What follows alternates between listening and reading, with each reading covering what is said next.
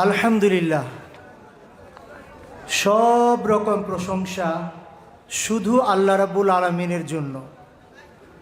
কারণ যে কাজের জন্য আমরা প্রশংসা করি সব কিছু তিনি দিয়েছেন, এই জন্য প্রশংসার হকদার শুধু তিনি।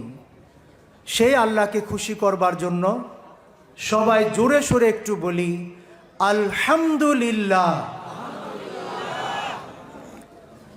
দরুদ এবং সালাম পেশ করছি সর্বকালের সেরা মানুষ, আমাদের প্রিয়তম ব্যক্তিত্ব মুহাম্মদুর রাসূলুল্লাহ সাল্লাল্লাহু আলাইহি ওয়াসাল্লামের প্রতি। আমরা বলি আল্লাহুম্মা সাল্লি আলাই, আল্লাহুম্মা বারিক আলাই। অতঃপর পৃথিবীর শুরু থেকে শুরু করে আজ পর্যন্ত এবং আগামী দিনেও যারা আল্লাহ রাব্বুল আলামিনের পথে চলবেন, তার রেজামন্দি হাসিল করবেন, তার সেই প্রিয় মানুষদের কাতারে আল্লাহ আমাদেরকে শামিল করুন। সবাই বলি আমিন। আমাদের আত্মার আত্মীয়রা যারা কবরে শুয়ে আছে, আল্লাহ তাদেরকে সেখানে ভালো রাখুন এবং হাসরের ময়দানে আমরা যাতে আল্লাহ রাব্বুল আলামিনের কাছ থেকে হিসাব ইয়াসিরা, সহজ হিসাব পেয়ে, ক্ষমা পেয়ে জান্নাতুল ফেরদাউসে যেতে পারি, রাব্বুল আলামিন আমাদের সেই তৌফিক দান করুন। সবাই বলি আমিন। শ্রদ্ধা জানাচ্ছি আমাদের অত্যন্ত শ্রদ্ধেয় মুরব্বী, টাঙ্গাইল জেলা জমিয়তে আহলে হাদিসের মোহতারাম সভাপতি এবং আজ বল্লা তাহফিজুল কোরআন ইসলামীয় কবি মাদ্রাসার এই মহাসম্মেলনেরও সভাপতি আমাদের জনাব আলহাজ মোহাম্মদ নাজমুস সাকিব সাহেব। শ্রদ্ধা জানাচ্ছি আজকের সভার প্রধান অতিথি, বাংলাদেশ জমিয়তে আহলে হাদিসের সুযোগ্য সম্মানিত সভাপতি, যিনি বাংলাদেশের, পাকিস্তানে যেমন ইহসান ইলাহি জহির ছিলেন, বজ্র কণ্ঠে তাওহীদের কথা বলতেন, বাংলাদেশেও তিনি বলেন। তিনি হলেন আমাদের শ্রদ্ধেয় সভাপতি শাইখ অধ্যাপক ডক্টর আব্দুল্লাহ ফারুক সালাফি হাফিজাহুল্লাহ। এবং এখানে মঞ্চে আরও যারা আছেন, যাদের সবার নাম বলতে গেলে আমার সীমিত সময়ের পুরোটুকুই চলে যাবে বলে আমার মনে হচ্ছে, আমি নাম না বলেই তাদের শ্রদ্ধা জানাচ্ছি। আপনাদেরকেও বাংলাদেশ জমিয়তে আহলে হাদিসের পক্ষ থেকে আন্তরিক শুভেচ্ছা জানাচ্ছি। আল্লাহ রাব্বুল আলামিন আপনাদেরকে সব সময় ভালো রাখুন, আমিন। এতক্ষণ মন্ত্রমুগ্ধের মতো আপনারা বক্তব্য শুনছিলেন আমাদের শায়েখ ডক্টর শফিকুল ইসলামের কাছ থেকে। আমরা আমাদের মাননীয় সভাপতি এবং শায়েখ ডক্টর মুজাফফর বিন মহসিন, আমাদের জয়েন্ট সেক্রেটারি, তার কাছ থেকেও আরও আলোচনা শুনবো ইনশাল্লাহ। এর আগে আপনারা কেউ এই জালিসুর রহমান আল্লাহর কথা শুনবার জন্য যে ওয়াজ মাহফিল আয়োজন করা হয়েছে, এখান থেকে উঠবেন না, এই অনুরোধ রাখছি। সবাই থাকবেন তো ইনশাল্লাহ? আরেকটু জোরে বলেন, থাকবেন তো? ঘুম পাইনি তো? কিন্তু আমারই তো ঘুম পাচ্ছে। গভীর রাত, শীতের রাত, এতক্ষণ জাগিয়ে রাখা এটা আর জেগে থাকা, এই দুটো বিষয় এত সহজ না। তবে বল্লা বলে কথা, বাংলাদেশের আহলে হাদিস সমাজে বংশাল যেমন একটা ঢাকার বুকে, আর এই অঞ্চলে বল্লা, আমাদের অঞ্চলে ধামরাই, ওদিকে বেড়াইত, এই অঞ্চলগুলো তাওহীদ এবং সুন্নাহর মারকাজ হিসেবে সুপরিচিত। সেই এলাকায় আল্লামা আব্দুল্লাহ কাফি আল কুরাইশি রাহিমাহুল্লাহর পদচারণা রয়েছে। সেই এলাকায় ডক্টর আব্দুল বারি স্যার রাহিমাহুল্লাহর পদচারণা রয়েছে। সেই এলাকায় বহু উলামার পদচারণা রয়েছে। এবং সে এলাকায় আপনারা এত ওয়াজ শুনেছেন যে আমরা যারা এখানে বসে বক্তব্য দেই, তাদের চাইতে আপনারা অনেক বেশি জানেন, মাশাআল্লাহ। তো আমি মনে করি সেই ঐতিহ্যের ধারাবাহিকতায় আর একটুখানি কষ্ট করে এই সম্মেলনকে সফল করবেন ইনশাআল্লাহ। সবাই ভালো আছেন তো? আজ আলহামদুলিল্লাহ আল্লাহ আমাকেও ভালো রেখেছেন। তবে দীর্ঘদিন সৌদি আরবে থাকবার কারণে অনেকের সাথে যোগাযোগ তেমন নাই। এবারও যখন জমিয়ত আহলে হাদিস সেক্রেটারি বানানো হয়, তখনও অনেকের কাছেই আমি একটু অপরিচিত মুখ হিসেবেই রয়ে গেছি। যদিও আপনাদের সাথে আমাদের দূরত্ব বেশি নয়, আপনারা টাঙ্গাইল, আমি ধামরাই, একই বর্ডার। আমাদের এলাকায় আপনাদের অনেক আত্মীয় স্বজন রয়েছে, আমাদেরও রয়েছে। সম্মানিত উপস্থিতি, আমরা আজকে যে মাদ্রাসার জন্য এখানে বসেছি, বল্লা তাহফিজুল কোরআন ইসলামিয়া ও কওমি মাদ্রাসা, এই মাদ্রাসায় সবাই দান খয়রাত করছেন তো, নাকি করবেন তো? ইনশাআল্লাহ। কেন করবেন? তাহফিজুল কোরআন নামটা ভালো লেগেছে। সাধারণত আমরা লিখি হাফিজিয়া মাদ্রাসা। তাহফিজুল কোরআন যে লিখেছেন, আরব দেশের মতো করেই লিখেছেন। ওখানেও আমার ছেলে মেয়েরা এরকম মাদ্রাসায় পড়ালেখা করত। তো তাহফিজুল কোরআন মাদ্রাসা, প্রথমে শিক্ষা নিয়ে দু একটা কথা বলতে চাচ্ছি। শিক্ষা মুসলমানদের জন্য একটা নফল জিনিস, তাই না? না করলেও চলে, তাই না? ভাত খেলেন, গোশত খেলেন, বিয়ের অনুষ্ঠানে গেলেন, কিন্তু দইটা খেতে মন চাইলো না, খেলেন না। এরকম শিক্ষা অর্জন না করলেও মুসলমান থাকা যায়, এরকম না? প্রমাণ কি? শিক্ষা অর্জন করা, এলেম অর্জন করা ফরজ এবং আপনাকে করতেই হবে। এর প্রমাণ কে কে জানেন? মাশাআল্লাহ মাশাআল্লাহ। ক্বালা রাসূলুল্লাহ সাল্লাল্লাহু আলাইহি ওয়াসাল্লাম, তলাবুল ইলমি ফারিদাতুন আলা কুল্লি মুসলিম। তলাবুল ইলম, জ্ঞান অন্বেষণ করা, এলেম অর্জন করা, ফারিদা, ফরজ, আলা কুল্লি মুসলিম, কুল্লু মানে সবার উপর, যেই মুসলমান তার উপরই এলেম অর্জন করা ফরজ। ফরজ হলো কি? না করলেও চলে, নাকি বাধ্যতামূলক করতেই হবে। তো সালাতও তো ফরজ, কিন্তু সালাত না পড়ে আপনার ছেলে বা মেয়ে যখন ঘুমিয়ে যায়, তখন কি তাকে ঘুমাতে দেন, নাকি পিটিয়ে টিটিয়ে তাকে ঘুম থেকে উঠান? কোনটা করেন?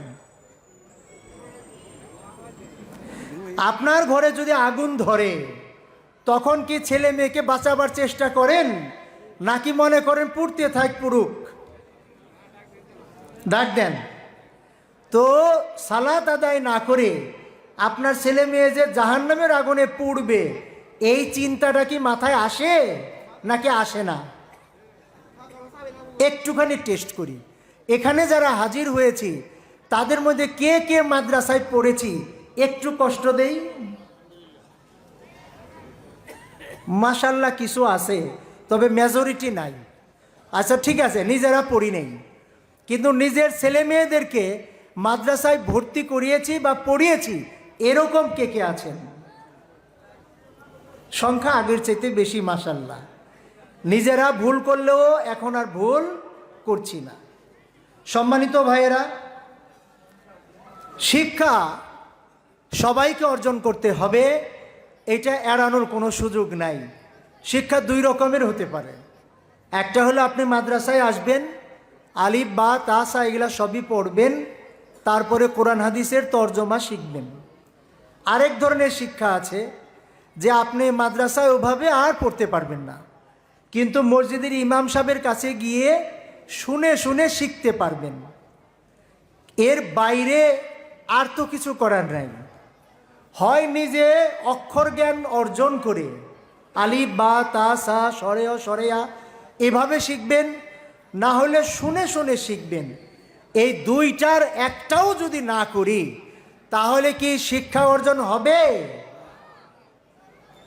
আমরা কি কাজটা করছি? সবাই এভাবে নিজেকে জিজ্ঞেস করেন, আমরা কি কাজটা করছি? কেউ কেউ আলহামদুলিল্লাহ বলেছেন, বাকিদের কাছ থেকে আওয়াজ পাচ্ছি না। তাহলে শিক্ষা যে ফরজ, এই কাজটা কেন বুঝছি না?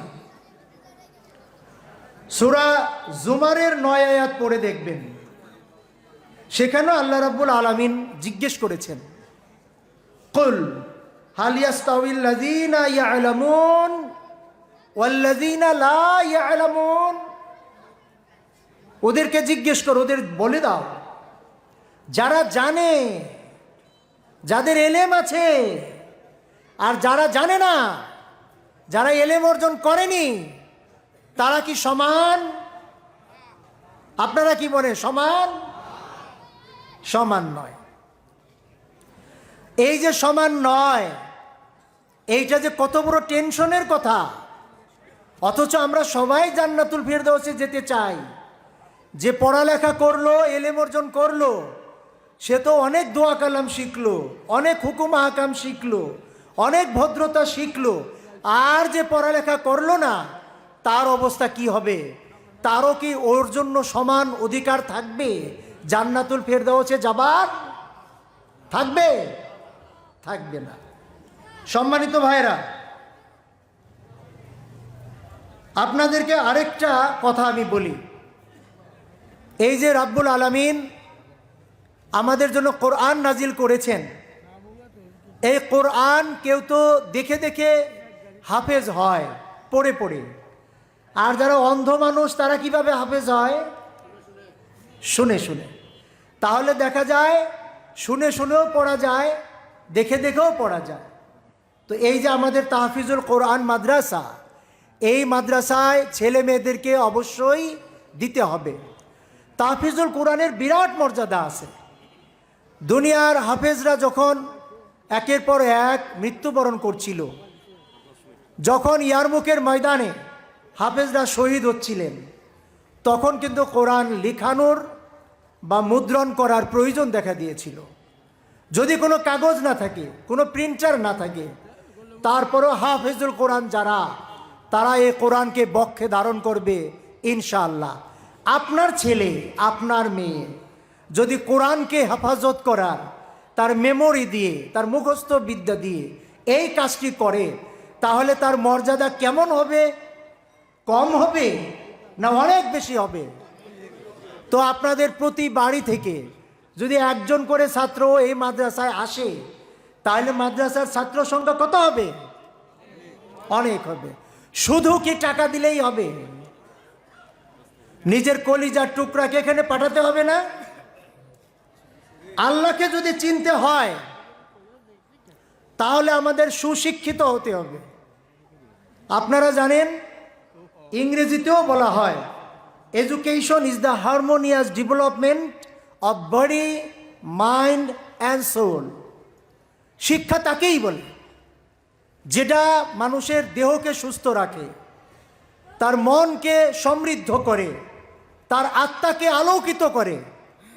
আর যে শিক্ষা শুধু পেটের কথা চিন্তা করায়, যে একটা ভালো চাকরি পাবো, খাবো দাবো, বাড়ি গাড়ি করবো, এরপরে ছেলে মেয়ের জন্য সম্পদের পাহাড় জমিয়ে যাব, কিন্তু তার আত্মার জন্য, নিজের জন্য কিছুই করে না, সেইটা শিক্ষা হতে পারে না।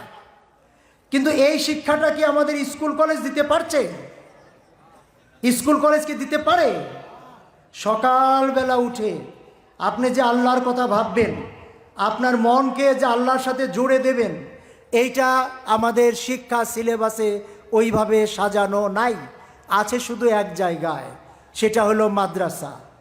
তাহলে প্রথমে আমাদের ছেলে মেয়েদেরকে কোথায় পড়াবো? মাদ্রাসায় নাকি স্কুলে? পড়াবেন তো? পড়াচ্ছেন তো? নাকি মনে করছেন মাদ্রাসায় পড়লে ফকিরি বিদ্যা হয়? এখন কি আর এটা বলা যায়? এখনকার বক্তারা কি আর ফকির আছেন? আছেন? ধর্মীয় নেতারে ফকির আছেন? বিশ্বাস হয়তো মাদ্রাসায় পড়ার পরেও বড় কিছু হওয়া যায়, জানেন তো? হাজার হাজার মানুষ আছে যারা প্রথমে মাদ্রাসায় পড়েছে, এরপরে তারা জেনারেল শিক্ষা শিক্ষিত হয়েছে, তারা অনেকে সচিবও হয়েছে, মন্ত্রীও হয়েছে, বড় জ্ঞানীগুণীও হয়েছে। এর অনেক উদাহরণ আছে। তাহলে নিজের ছেলে মেয়েদেরকে আগে মাদ্রাসায় পড়ান, তারপরে তাদেরকে জেনারেল লাইনে পড়ান। সকালবেলা যেটা খাওয়াবেন সেই ভিটামিনটাই আপনার কথা বলবে। এই হক আদায় করা দরকার।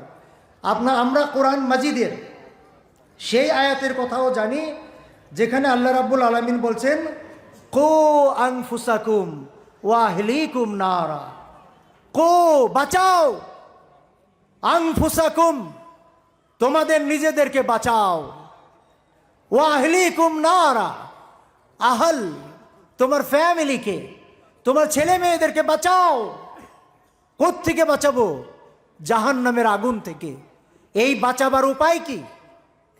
সেই উপায়ের প্রথম উপায় হলো দ্বীনি এলেম অর্জন করা। সেই উপায়ের উপায় হলো সেই এলেম অনুসারে আমল করা। সেই উপায়ের উপায় হলো সেই এলেম অনুসারে আমলটা করব তাওহীদ এবং সুন্নাহর ভিত্তিতে, শুধু আল্লাহকে খুশি করবার জন্য, শুধু রাসূলের সুন্নাহকে মেনে চলবার জন্য। এর বাইরে দুনিয়ার কোনো ইজমের মধ্যে পড়ব না। কিন্তু হাই কপাল, আমরা দুনিয়ার আষ্টে পৃষ্ঠে এমনভাবে জড়িয়ে গিয়েছি, যদিও বলা হয় আল্লাহ রাব্বুল আলামিন বারবার আমাদের মনে করিয়ে দেন যে তোমরা ধ্বংস হচ্ছ কি জন্য? বাল তুসিরুনাল হায়াতাদ দুনিয়া, তোমরা দুনিয়ার জীবনকে এত বেশি ভালোবেসেছ, এত বেশি প্রেফার করেছ, এত বেশি অগ্রাধিকার দিয়েছ যে তোমরা আখিরাতের কথা ভুলেই গেছো।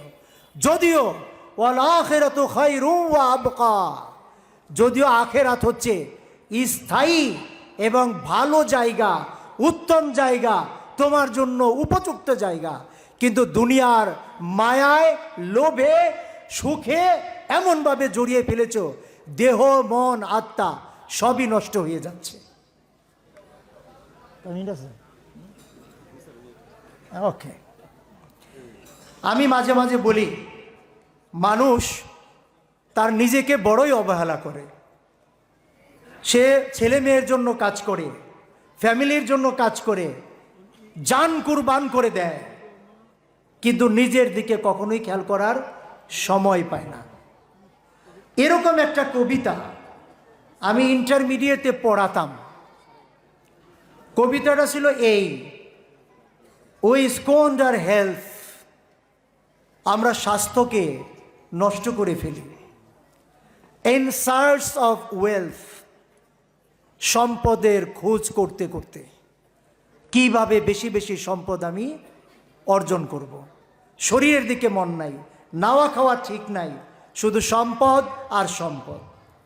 We scheme and toil and save, আমরা বারবার পরিকল্পনা করি, কঠোর পরিশ্রম করি, আর টাকা জমাতেই থাকি। দেন স্কোয়ান্ডার ওয়েলথ, আবার সেই ভাঙা স্বাস্থ্য, যখন স্বাস্থ্য পড়ে যায় সেইটাকে মেরামত করবার জন্য আবার সম্পদ নষ্ট করি। এই টেস্ট ওই টেস্ট, এই ডাক্তার ওই ডাক্তার, এই হসপিটাল ওই হসপিটাল, দেশের হসপিটাল বিদেশের হসপিটাল।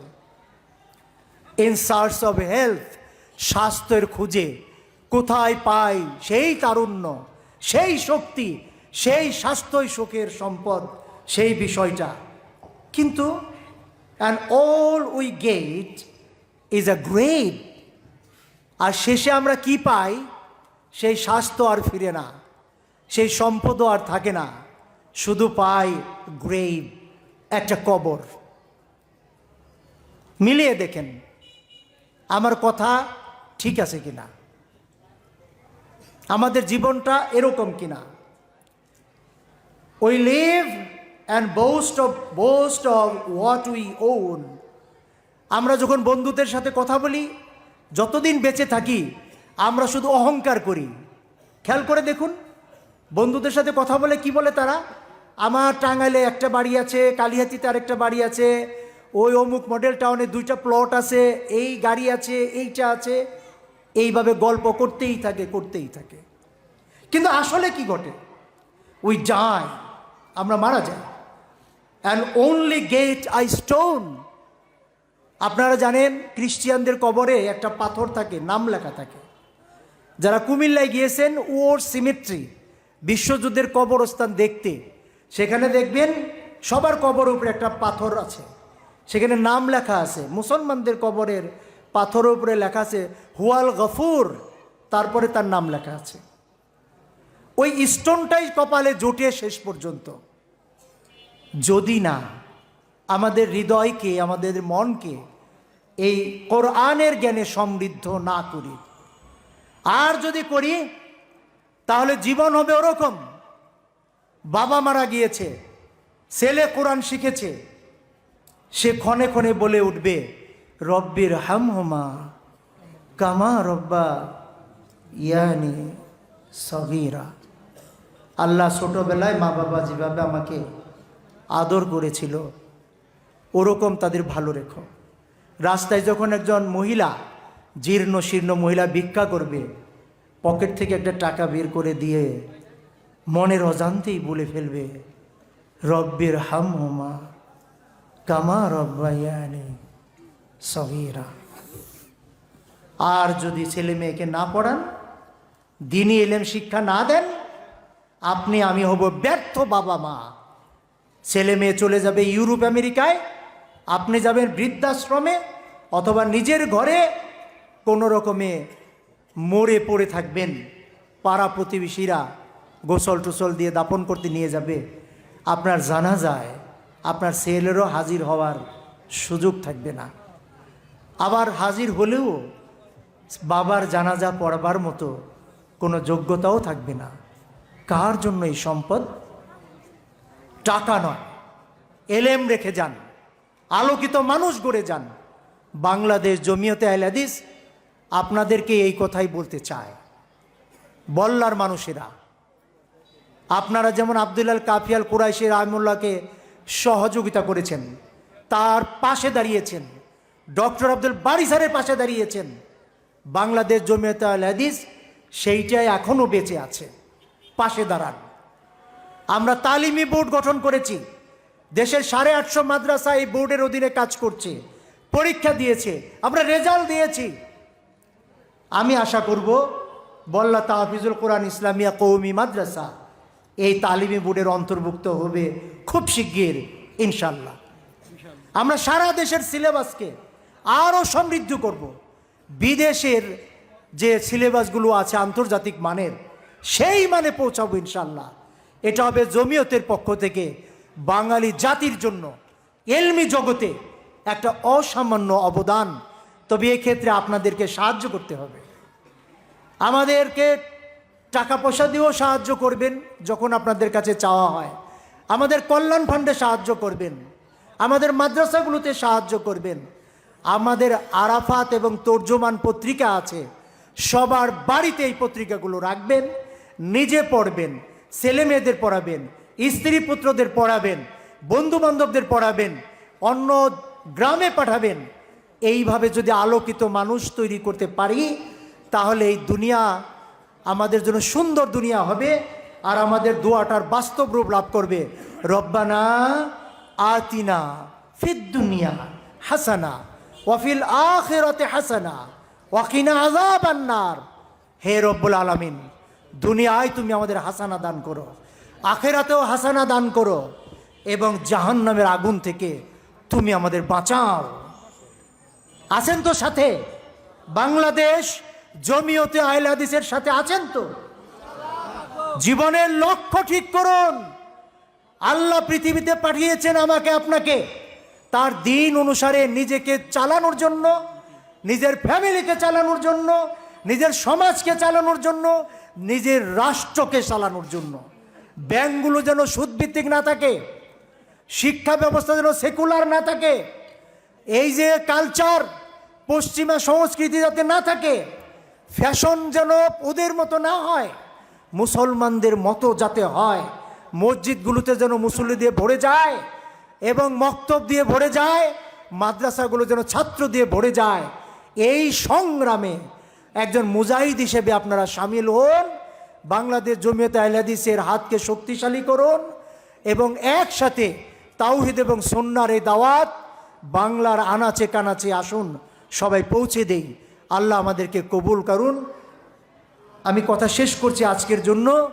বেঁচে থাকলে তৌফিক হলে আবার দেখা হবে ইনশাআল্লাহ। আমাদের মাননীয় সভাপতি এসে পড়েছেন, আমরা তার কাছ থেকে আলোচনা শুনব। আজ এ পর্যন্তই। আল্লাহ আপনাদের ভালো রাখুন। আসসালামু আলাইকুম ওয়া রাহমাতুল্লাহ।